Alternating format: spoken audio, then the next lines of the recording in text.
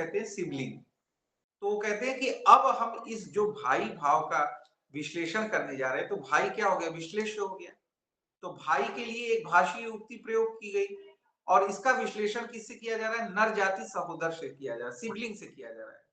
तो सिबलिंग क्या है कि भाई का विश्लेषण करने वाला है, तो इसके लिए भी भाषीय युक्ति प्रयोग की गई, लेकिन दोनों एक दूसरे से भिन्न है, लेकिन भाव तो एक ही है ना दोनों का।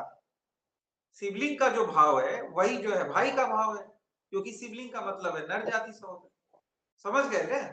तो ये कहे कि यह भी एक अनिवार्य पक्ष है कि किसी भी विश्लेषण में हमको उसका ध्यान देना चाहिए। तो यह दो बिंदुओं का महत्वपूर्ण बिंदु थे जो आपकी पुस्तकों में भी दिए, हमने आपको एज इट इज समझा दिया, बता दिया, 2-3 बार दोहरा दिया, अवधारणाओं को समझाने का प्रयास किया। अब ये समझिएगा कि एक आध बिंदु और है जिसको हम स्पष्ट कर दे रहे हैं। उन्होंने कहा है कि किसी भी चीज का अर्थबोध करना, गिविंग अ मीनिंग ऑफ और गिविंग अ एनालिसिस ऑफ, दोनों में डिफरेंस होता है। इन्होंने इसमें अंतर बताया। तो हो सकता है आपकी यूजीसी नेट में ये प्रश्न पूछ दे कि क्या मूल के लिए विश्लेषण करना और किसी चीज का मीनिंग बताना क्या दोनों एक ही है? तो आप कहेंगे नहीं, दोनों एक ही नहीं है, क्योंकि वह दोनों को एक नहीं मानते। वो कहते हैं गिविंग एन एनालिसिस ऑफ और गिविंग अ मीनिंग ऑफ दो अलग अलग बातें। वो कहते हैं कि जब हम किसी चीज की अर्थबोध का बात कर रहे होते हैं, तो इसका अभिप्राय ये है कि यह आवश्यक नहीं कि जब हम किसी चीज की अर्थबोधिता की बात कर रहे हैं तो वहां हमें उसकी पूर्ण समझ हो। बिना पूर्ण समझ के भी वहां पे अर्थबोध का संदर्भ आ सकता है, लेकिन जब हम एनालिसिस करते हैं तो एनालिसिस में हम पूर्ण समझ को प्राप्त करने का प्रयास करते हैं। यही दोनों में डिफरेंस है, giving an analysis of, giving an meaning of.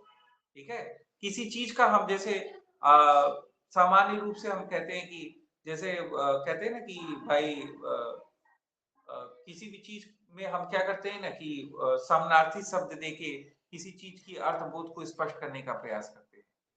ठीक है, कोई भी चीज किसी ने पूछा कि ये जो है आकाश क्या है, तो हम इसके समानार्थक कोई शब्द देके अरे गगन को ही तो आकाश कहते हैं, ऐसे हमने इसके अर्थबोध को देने का प्रयास किया, गिविंग एंड मीनिंग ऑफ। लेकिन कहते हैं कि इसमें हमें पूर्ण जानकारी प्राप्त नहीं हुई, इसको विश्लेषण नहीं करेंगे। विश्लेषण में समानार्थी शब्दों को दे देना, अर्थबोध को बता देना यही पर्याप्त नहीं है। हमें किसी चीज की संपूर्णता में जानकारी प्राप्त हो, उसके लिए हमें विश्लेषण आवश्यक होगा। और उसके लिए हम क्या कहेंगे कि ये जो हमने आकाश पद प्रयोग किया, इस आकाश पद का, इसके भाव का हमें विश्लेषण करना होगा, और इसके विश्लेषण के बाद हम इसके पूर्ण अर्थ को जानने में सक्षम हो पाएंगे। यही giving and meaning of, giving and analysis of का अंतर होता है। यह भी एक प्रमुख बिंदु के रूप में आपकी पुस्तकों में दिया है, इसलिए हमने इसको बार बार दोहरा दिया। ठीक है, बाकी किताबों में तो जानते हैं किताबें किताबें होती हैं, किताबों में तो लिखने के लिए लिखे रहते हैं, वही चीज बार बार दोहराया जाता है। तो इसीलिए आप लोग को एक बार बताए थे ना कि अगर कोई पुस्तक 300-400 पेज की है तो ये मान लीजिए 30-40 पेज से ज्यादा पढ़ना नहीं है, क्योंकि वो सारी चीजें आप निकाल लोगे भाव को, तो फिर वही सारी चीजें हैं उसमें और कुछ नहीं है। समझ रहे हैं? शरीर में मुख्य क्या है, प्राण है। प्राण के बिना कुछ है क्या? लेकिन आपको दिख रहा है क्या है, अभी बाल कटाना होगा तो सैलून में चले जाएंगे जहां 1000, 2000, 4000 जो है कटिंग का ले रहा है। तो ये क्या है, आप जो दुनिया भर का बहुतेरा आप फैलाव कर रहे हो, वह क्या मुख्य है क्या? मुख्य क्या है, प्राण है। तो ये फैलाव से नहीं है, आप चाहे जितना वो कर लो, ये सब फैलाव कर लो, लेकिन मुख्य आपका अंदर का सोल है। तो सोल क्या है, सोल तो आप जानते हैं कि प्राण इतना सूक्ष्म है कि उसको तो देख भी नहीं सकते हम। तो इसीलिए ये जो भाव होता है ना, ये सब जो भाव आप निकालते हो, ये भाव ही सब कुछ होता है, जान होता है हर पुस्तक की, हर दर्शन की। आप उसी को पकड़ने की कोशिश करो, किताबों के चक्कर में मत पड़ो, किताबों से रेफरेंस लो बस। किताबों को आप रेफरेंस की तरह प्रयोग करो, किसी भी जगह पे आप फंसो मुख्य बुकों में तो वहां से जाके रेफरेंस ले लो और इसी तरह से पढ़ने की कोशिश करो, क्योंकि ये समंदर है और हमें क्या करना है, तैरना है, इसमें तैर के निकल जाना है। हमें गोता नहीं लगाना है, गोता लगाएंगे तो पता नहीं, गारंटी नहीं कि वापस भी लौट पाए कि न लौट पाए। तो हमें सिर्फ यही नहीं काम करना है, हमें अपने व्यवहारिक जीवन को भी चलाना है, हमें एक सफल नागरिक बनना है, हमें देश के प्रगति में और सारी चीजों में कंट्रीब्यूशन करना है, बहुत सारी चीजें हैं। तो हम एक पक्ष ही नहीं, हमें इतना स्वार्थी नहीं बन जाना है कि हमें इतनी अभिरुचि कि हम बस डूब गए और चिंतने करने लगे। यह हम ना करें, आप लोग सब कुछ करते हुए जो और आपके एस्पेक्ट हैं लाइफ के, उन सारी एस्पेक्ट्स को निखारें। फिर भी मेरे कहने के बाद भी कुछ ऐसे व्यक्ति होंगे जिनको गहन लगाव होगा, गहन वो होगा, तो हो सकता है वह कोई दार्शनिक बन जाए, कोई बहुत बड़ा कोई कॉन्सेप्ट दे दे, कोई किताब लिख दे, वो 2 4 10 20 50 बहुत बड़े होते हैं, तो वो संभावना तो बनी रहेगी। तो उससे कोई इनकार नहीं कर सकता, ना हम उसको रोक सकते हैं। हम तो वो बता रहे हैं जो सामान्य रूप से होना चाहिए, और किसी के साथ असामान्य परिघटित हो गया तो हो जाए, तो वो तो सबके साथ संभव है। ठीक है, उसकी चर्चा नहीं करनी चाहिए। ठीक है, तो ये सारी चीजें हैं। अब जो एक सामान्य हो गया, इनका मूल का जो सामान्य ज्ञान का प्रतिरक्षा और कॉमन सेंस को उन्होंने डिफाइन किया था, और कॉमन सेंस में उन्होंने बहुत सारी चीजें बताई। तो बहुत क्लिष्ट तो नहीं है ये सामान्य ज्ञान वाला अवधारणा। तो सामान्य ज्ञान में आप लोग, उन्होंने कहा कि कॉमन सेंस को हम लोग सभी लोग मानते हैं, क्योंकि कॉमन सेंस का मतलब है कि जो सामान्य साधारण मनुष्य सामान्य रूप से सारी चीजों को जान रहा होता है। सामान्य साधारण मनुष्य से उनका अभिप्राय था कि सामान्य बौद्धिक क्षमता रखने वाला मनुष्य। ठीक है, अगर कोई मान लीजिए मानसिक रूप से जन्मजात से ही विक्षिप्त है या कम बुद्धि है उसको, या कोई छोटा बच्चा है, तो उसके लिए सामान्य ज्ञान का कोई वहां कॉमन सेंस तो दिखाई नहीं देता है। आप देखते हो ना कि जो चीज नुकसान करती है बच्चे उधर ही हाथ दिखाते हैं, हमको यही चाहिए, उनके पास कॉमन सेंस थोड़ा ना है। तो इसीलिए कहा कि ये कॉमन सेंस का विषय किसके लिए बनता है, सामान्य साधारण मनुष्य के लिए बनता है। सामान्य बौद्धिक क्षमता रखने वाले जो वयस्क सामान्य साधारण मनुष्य हैं, उनके लिए सामान्य ज्ञान का संदर्भ बनता है। तो यही कॉमन सेंस है।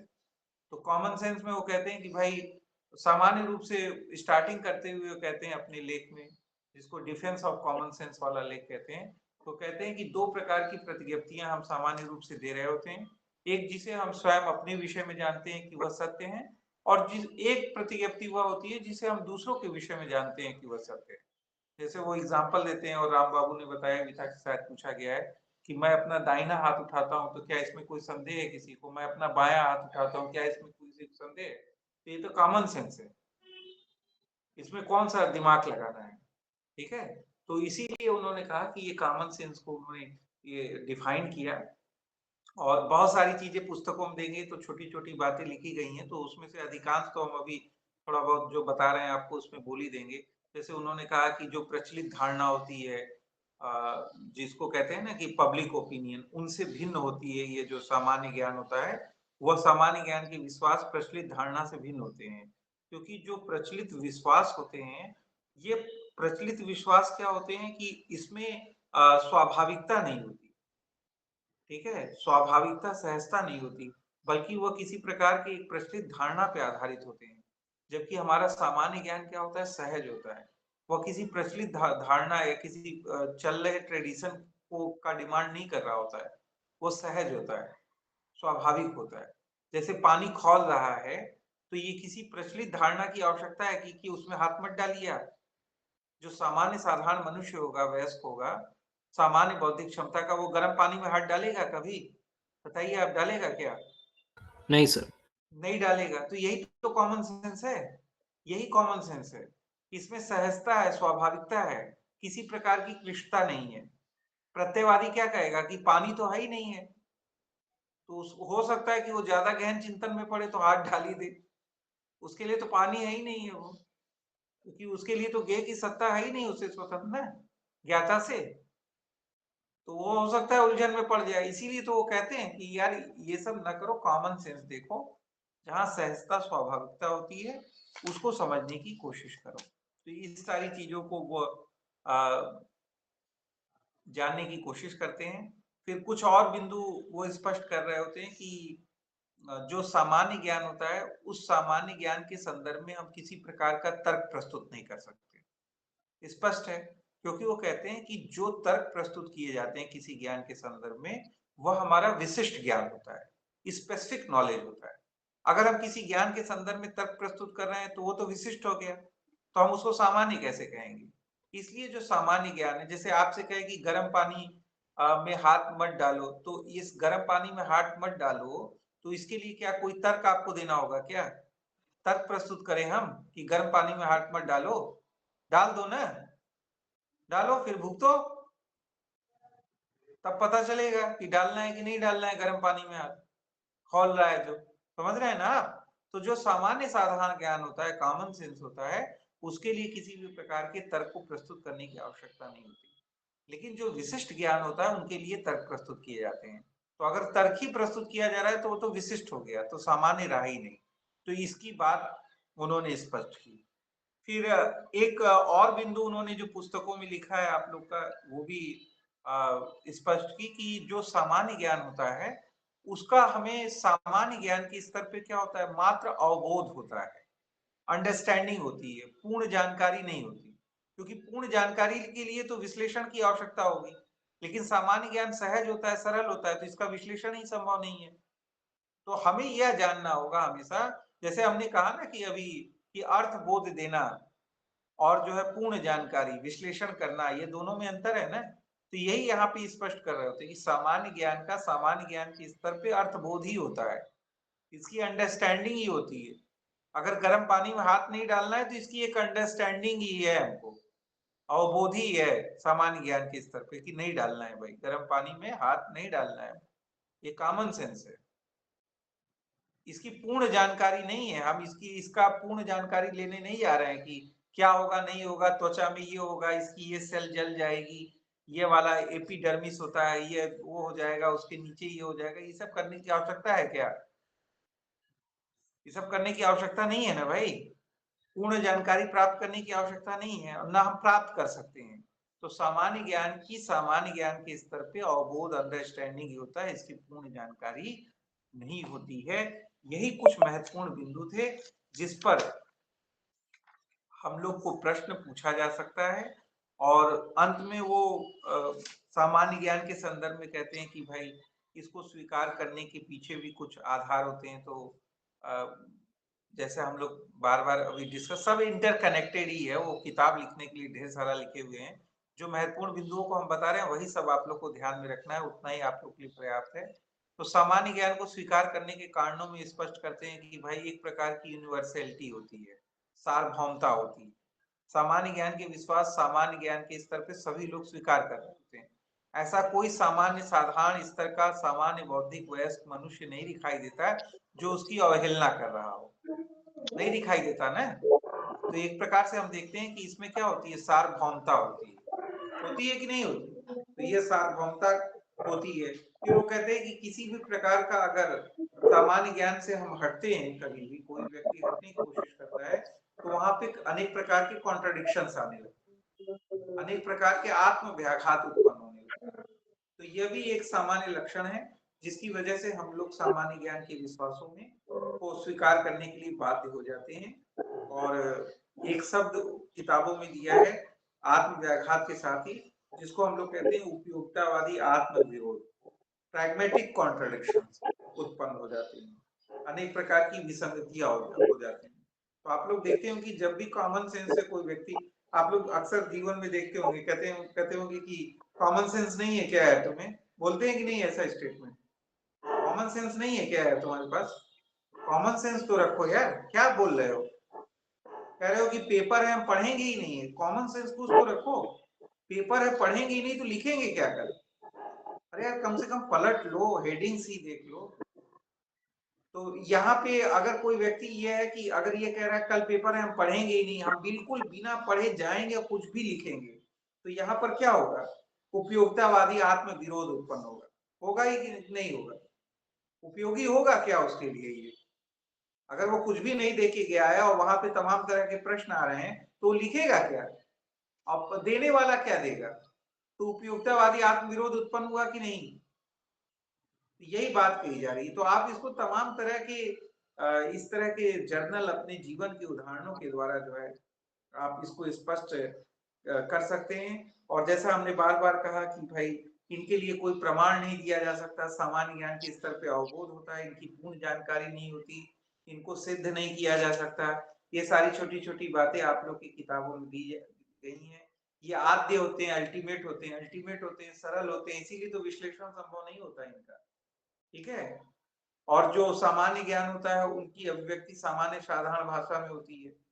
तो सामान्य साधारण भाषा में यही होती है ना कि भाई कॉमन सेंस है, जैसे कहते हैं लू है तो सामान्य साधारण भाषा में कहा जाता है कि यार गर्मी हो एकदम, लू चलत हो एकदम निकला मत, बहुत जरूरी हो तब निकला, सर पे कपड़ा बांध ले। यही कॉमन सेंस बोला जाता है ना, कि इसमें कोई वैज्ञानिक भाषा प्रयोग की जाती है, कि कोई विज्ञान का तर्क वितर्क प्रस्तुत किया जाता है कि देखो ऐसे आएगा तो हीट आपके सर पे लग जाएगा, आपका टेम्परेचर ऐसे हो जाएगा, ये हो जाएगा, तमाम ऐसे बोला जाता है क्या कि बस सामान्य बोला गया कि देखा लू चला तो कपड़ा बांध ले, गमछी सर पे बांध ले, पानी खूब पिया, और सतुआ हो तो सतुआ घोर के पी ले, लू ना मारी। आप लोग देखे होंगे जितने भी गांव गिराव के लोग हैं इनमें कॉमन सेंस खूब होता है, इसीलिए शहरी लोगों से ज्यादा ज्यादा सुकून से जीवन जी रहे होते हैं, क्योंकि तमाम तरह की क्लिष्टताओं, अति वैज्ञानिकता, भौतिकतावाद के प्रभाव से हमारे जीवन से कॉमन सेंस निकल गया है।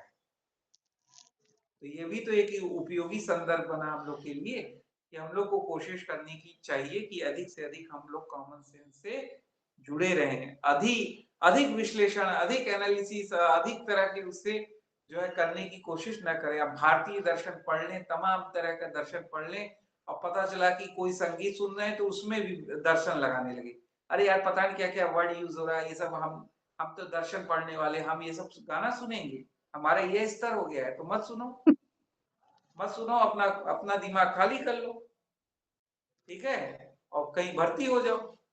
तो कॉमन सेंस को मत छोड़िए आप लोग, कॉमन सेंस को पकड़े रहिए और पढ़ते लिखते रहिए, कॉमन सेंस बहुत जरूरी है। तो ये इस मूर की भी एक इम्पोर्टेंट देन है आप लोग के लिए।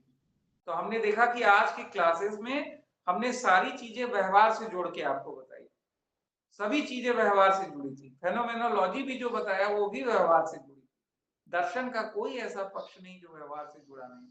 अगर ठीक ढंग से पढ़ेंगे, ठीक ढंग से समझेंगे तो आप व्यवहार खोज पाएंगे, और यही क्या होगी, फिलॉसफी के लिए हमारा सबसे महत्वपूर्ण योगदान होगा, उसकी सेवा यही होगी कि हम व्यवहार से जोड़ पाए, क्योंकि सामान्य रूप से ये आरोप लगता है कि दर्शन व्यवहार से हट जाता है। हम अपनी वाणी को विराम देते हैं, आप लोग पढ़िए।